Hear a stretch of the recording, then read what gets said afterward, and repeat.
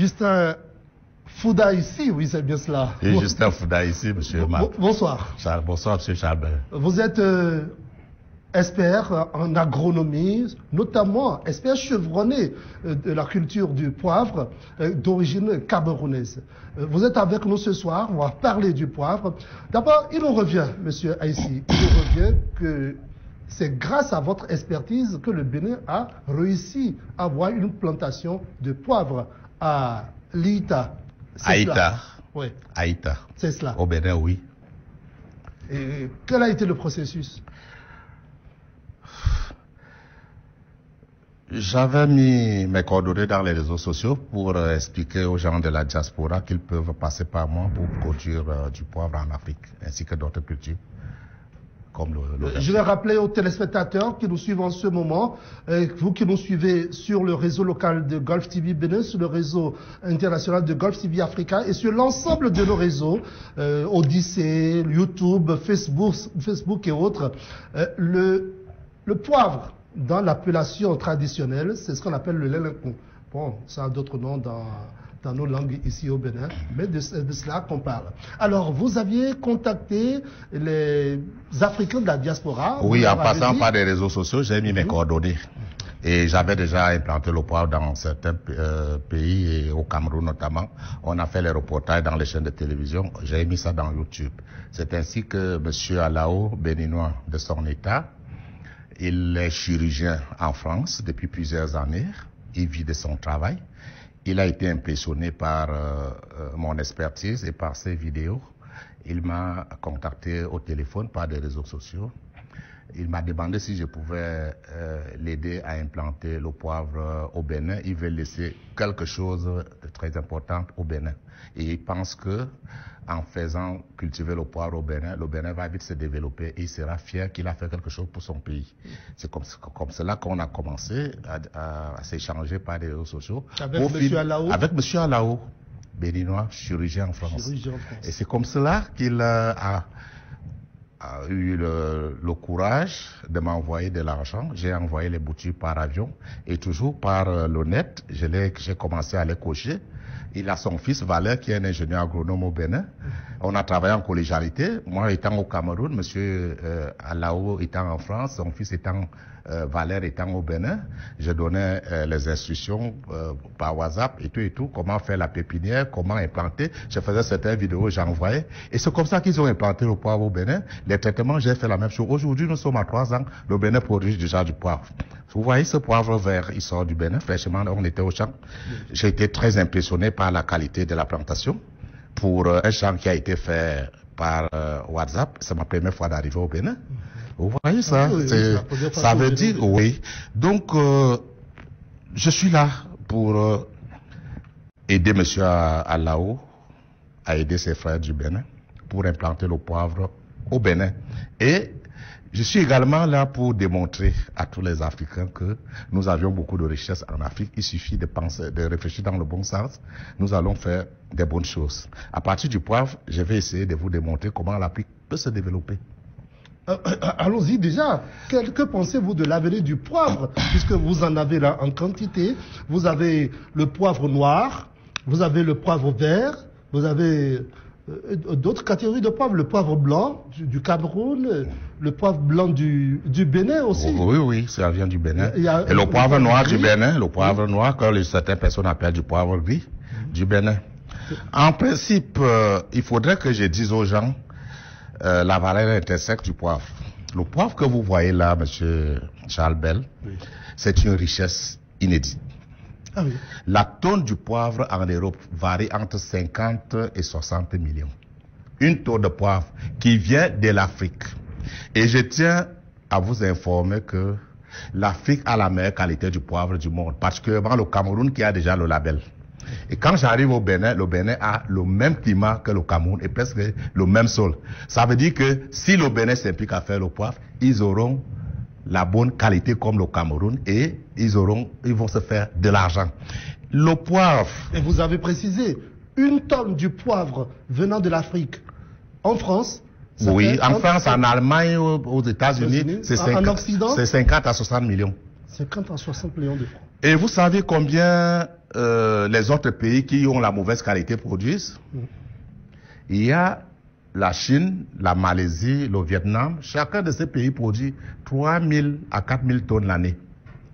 Vous savez combien le Cameroun, qui a la meilleure qualité du poivre du monde, produit?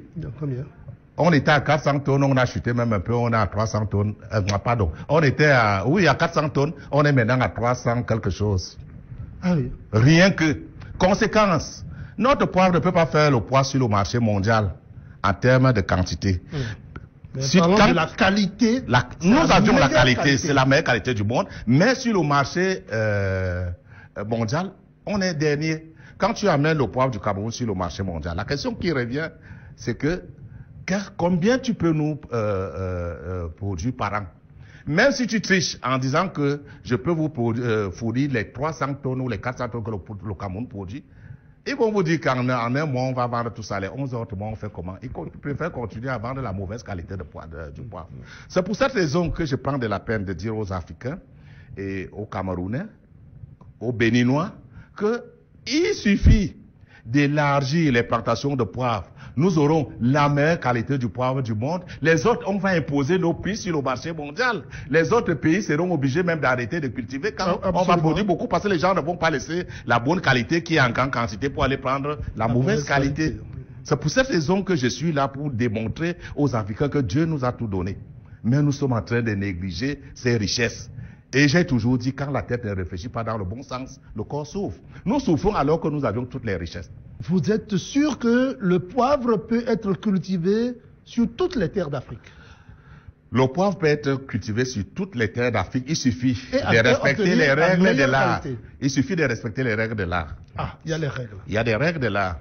Il faut d'abord passer par un expert, parce qu'il y a beaucoup de charlatans qui vont vous dire qu'ils connaissent le poivre, ils vont vous vendre les fausses boutures, ils ne seront même pas capables de vous accompagner comme j'ai accompagné le Bénin, parce que figurez-vous, le poivrier a 70 à 80% des mauvaises boutures, des boutures qui vont vous donner des pieds mal, qui ne produisent presque pas, ou bien qui vont vous produire à 10%, 30%, ceux qui sont bien vont produire à 40%. C'est pas ça qu'on recherche. On veut les pieds femelles, qui vont vous donner une production importante. Il faut savoir que le poivrier n'aime pas les sols très sablonneux. Le poivrier n'aime pas les sols très poussellaniques. Le poivrier n'aime pas les sols marécageux. Le poivrier n'aime pas les sols où les eaux stagnent. Tout le reste des sols, ça peut marcher même sur les collines.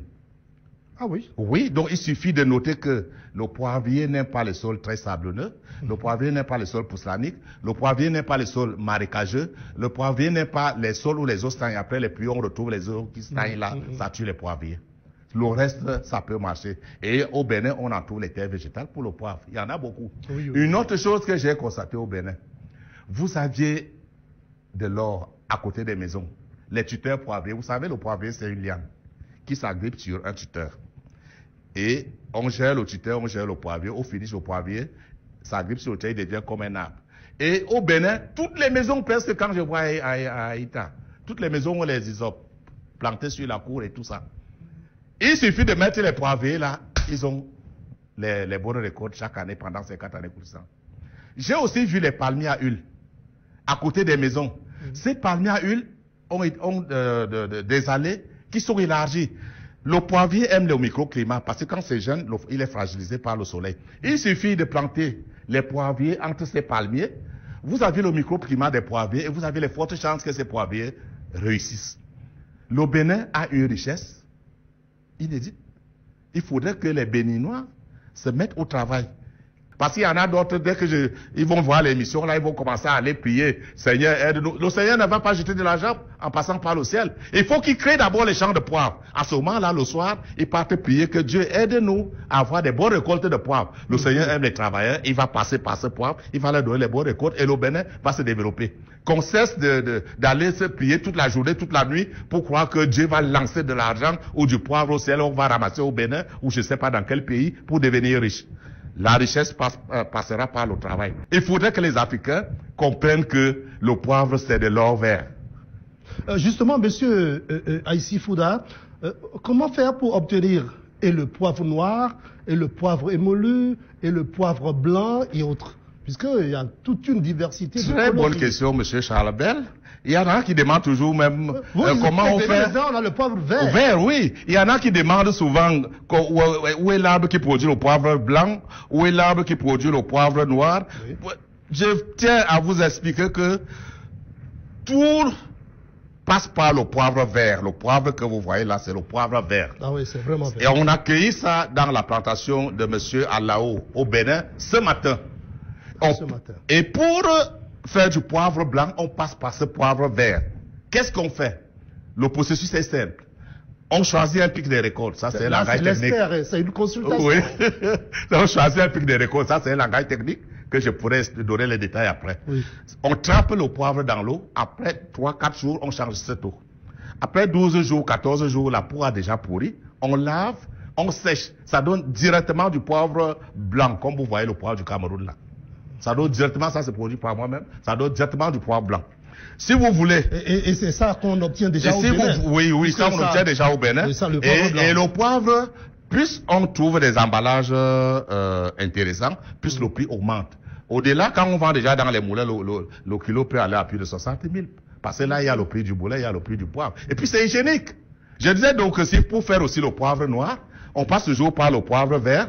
Oui. On chauffe l'eau à 100 degrés.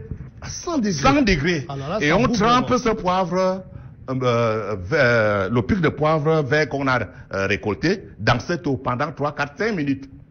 On verse au soleil. Ce poivre sèche, comme vous voyez là, en devenant noir. Là, il y a la peau qui a séché en même temps que la graine. C'est ça. Là, vous avez du poivre noir. Pour avoir du poivre moulu, il suffit d'écraser le poivre blanc. Votre poivre blanc, vous avez du poivre moulu. Pour avoir le poivre moulu noir, il suffit d'écraser du poivre noir. Vous avez le poivre moulu noir. Et ce poivre que vous voyez là, en dehors du fait que ça va rendre les Africains très riches, ça va renforcer les mariages. Ah oui? Oui, monsieur Charles Bell. Mais parlez-nous-en. Je vous assure, la femme qui ne sait pas préparer, si elle prépare avec le poivre de l'Afrique, oui, on ne saura plus qu'elle ne sait pas préparer. La sauce sera très délicieuse. Oh. Très prisée. Oui, elles sont en train de suivre. Je leur ai dit la vérité. C'est un secret. Oui, et je continue. Ça ne s'est pas fini. Hein. C'est pas fini. Si une femme mariée prépare avec ce poivre, même si son mari mange à l'extérieur, il reviendra à la maison manger. Il va dire que non, c'est que j'ai marié, c'est pas comme ça que mon épouse prépare. C'est ça. Il va revenir à la maison, c'est un avantage absolu. Ça renforce la fidélité. Oui, ça renforce la fidélité. Donc le poivre participe à la fidélité. C'est pas fini. Les filles qui sont en période de mariage, ça veut dire les fiançailles là. Oui. Si elle prépare les sauces à son fiancé, monsieur Charles Bell, oui, en moins de 2 mois coulissant, oui, le monsieur va dire, madame, allons laisser jouer concluant, allons signer l'acte de mariage. N'est-ce pas? Oui! Qu'est-ce que vous insinuez? Je vous dis, ça ne s'est pas fini. Les hommes qui ont atteint l'andropause comme monsieur Fouda, si votre épouse continue à préparer avec ce poivre, le meilleur en Afrique. Oh non, non, je rassure vous. Vous êtes encore très jeune. Je vous dis, non. Oh, tu peux être jeune et atteindre l'andropause très tôt comme moi. Même les femmes qui atteignent la ménopause. Oui. Il y en a qui atteignent à 40 ans, 45 ans. Oui. D'autres qui peuvent atteindre 50 ans sans ménopause. Oui, oui. Mon andropause est venue très tôt. Mais grâce au poivre. Oui. Si une femme continue à préparer avec le poivre, même si son mari atteint l'andropause, il va continuer à consommer le mariage. Il n'y a pas danger de divorce. Il répond. Et il répond normalement. Vous vous rendez compte? Donc, il y a une cuillère d'avantage. C'est un renforcement de capacité. Oui, c'est un intensifiant aussi. Oui. Le poivre est un intensifiant. Donc le poivre a beaucoup de vertus. Les téléspectateurs nous interrogent. Ils nous écoutent, ils savent que ce que j'ai dit là est vers le poivre, rien que l'arôme. Quand vous pouvez, c'est terrible. C'est terrible. Le poivre a beaucoup d'avantages. Ça va rendre le pays très riche, ça va renforcer les couples, ça va.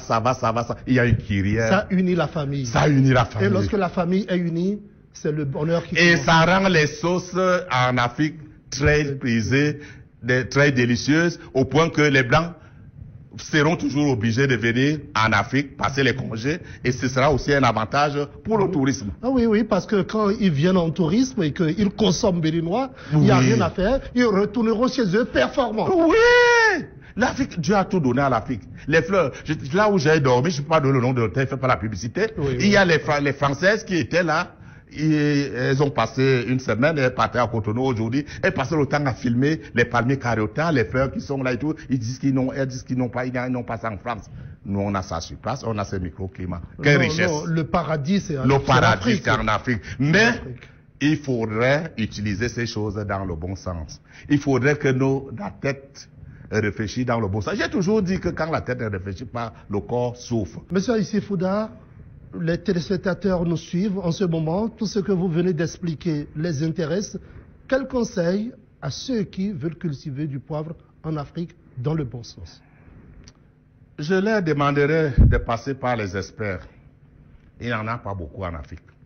Moi, j'ai eu une chance inédite de travailler avec un grand expert, un Anglais, M. Scott, qui venait de mourir il y a 1 an à 100 ans. J'ai cheminé avec lui pendant 11 ans à la PHP. Ça m'a rendu un expert chevronné. On n'en trouvera pas facilement en Afrique comme ça, parce que moi, j'ai eu beaucoup de chance. J'ai 30 ans d'expérience professionnelle dans le poivre. Si vous aviez un expert comme moi, et qui vous coach, qui vous donne des conseils, qui fait les consultations dans vos plantations, forcément, vous allez réussir. Regardez comment j'ai réussi à implanter une plantation de poivre sur WhatsApp, par les réseaux sociaux. C'est ma première fois d'arriver au Bénin. Mais il y a 3 ans, j'ai commencé un projet au Bénin qui est réussi. Voilà le poivre qui est déjà devant nous.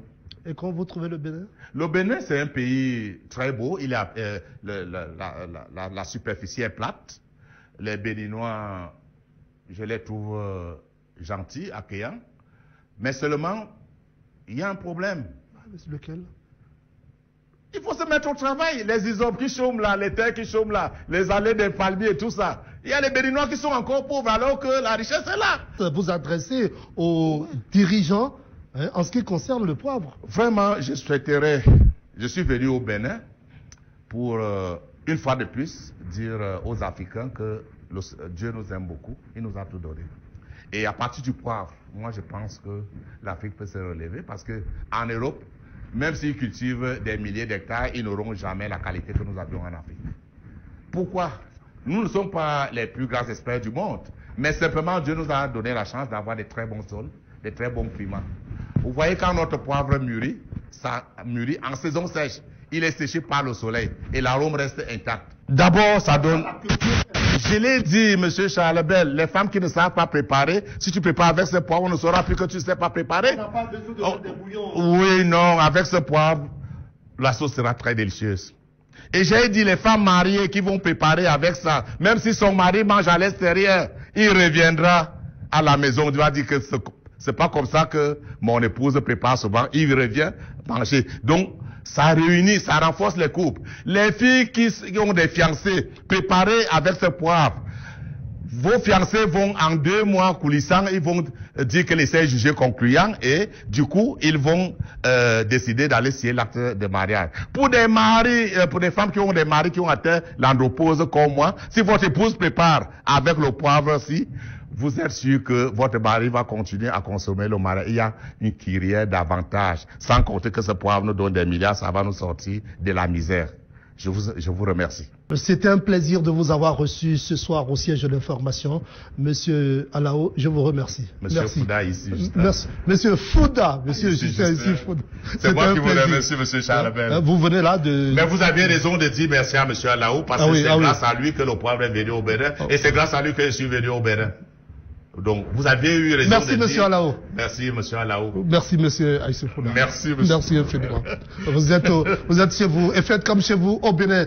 Mesdames, messieurs, ce sera donc sur cette note de culture du poivre que nous allons mettre un terme à cette grand-messe de l'information ce soir au siège de l'info. Toute l'équipe de préparation, de réalisation et de diffusion vous remercie de nous avoir suivis. Et ça vous permet à votre épouse... De vous protéger. Vous serez toujours obligé de rentrer au Bénin, à la maison, manger. Les sauces seront préparées avec ce poivre. C'est que j'ai l'habitude de rentrer. Et il y a même le poivre vert aussi. Ça va renforcer. Ça va renforcer. Oui, ça va renforcer. Oh, merci. C'est un intensifiant. Vous sauvez pas beaucoup. Vous sauvez davantage mon mariage. Oui, je sauve votre mariage. Merci beaucoup. Et il faudrait que votre épouse me dise merci. Parce qu'il y a les androïdes là qui peuvent facilement arracher son mari. Et à partir de là... Je suis en train de protéger son mari, hein. Faudrait qu'elle me dise merci. Madame B me dit merci, hein. Je suis en train de protéger votre mari. Elle va vous appeler. Oui, Mesdames, Messieurs, retrouvez tout à l'heure à partir de 21h pour ou contre le débat contradictoire de la rédaction. Et puis à partir de 22h, Spérois Ossinou sera là pour l'édition de la nuit. Mesdames, Messieurs, bonsoir.